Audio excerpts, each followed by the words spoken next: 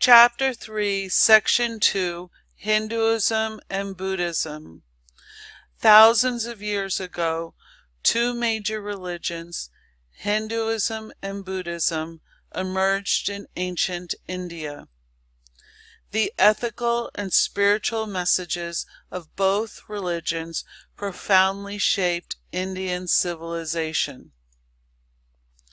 Hinduism did not have a single founder nor a single sacred text.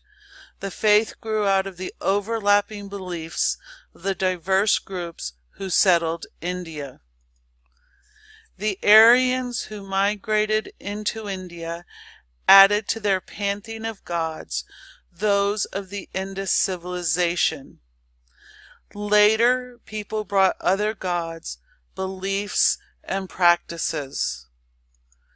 Hinduism became one of the most complex religions. The next 8 slides are images of Hindus practicing their faith.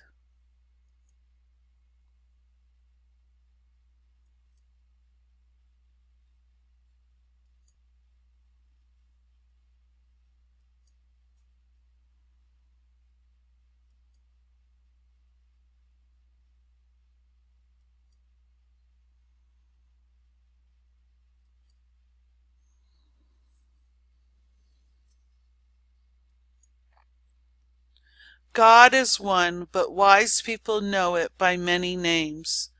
This ancient proverb reflects the Hindu belief that everything is part of the unchanging, all-powerful spiritual force called Brahman. The Vedas are sacred texts that record Hindu teachings. These sacred texts use vivid images to examine complex ideas about the human soul and the connectedness of all life. The ultimate goal of existence is achieving moksha, or union with the Brahman. Most people cannot achieve moksha in one lifetime, but Hindus believe in reincarnation, or the rebirth of the soul in another bodily form. Karma refers to the actions of a person's life that affect his or her fate in the next life. People who live virtuously earned good karma and are reborn at a higher level of existence. Those who do evil acquired bad karma and are reborn into suffering at a lower level of existence. The caste system shapes India. Caste are social groups into which people are born into and which can rarely be changed. Caste is closely linked to Hindu beliefs. A high caste Brahmin was purer and therefore closer to moksha than someone from a lower caste. Because they had jobs such as digging graves or cleaning streets, some people were considered so impure that they were called untouchables. These outcasts from the social structure are now called deletes. Buddhism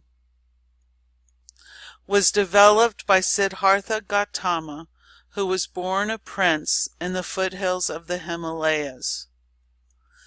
Gautama lived a rather lavish lifestyle and was kept from knowing that suffering existed. One day, at the age of 29, he left the palace and saw for the first time an old man, a sick person, and a dead body.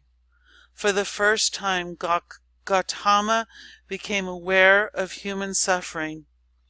In his desire to understand what he saw, he left his family home and went out to discover the realm of life where there is neither suffering nor death. He sought answers from scholars and holy men whose ideas failed to satisfy him. He fasted and meditated. At some point he took a seat under a large tree, determined to stay there until he understood the mystery of life. When he rose, he believed he understood the cause of and cure of suffering and sorrow. Two of Buddha's teachings were the Four Noble Truths and the Eightfold Path. The Four Noble Truths had to do with our response to suffering. They were: all life is full of suffering, pain, and sorrow. The cause of suffering is non-virtue, or negative deeds, and mindsets such as hatred and desire. The only cure for suffering is to overcome non-virtue. The way to overcome non-virtue is to follow the Eightfold Path. Buddha described the Eightfold Path as right views, right aspirations, right speech, right conduct, right livelihood, right effort, right mindfulness, right contemplation. Through meditation, a person might at least achieve enlightenment. For the Buddhist, the final goal is nirvana, or union with the universe, and release from the cycle of rebirth.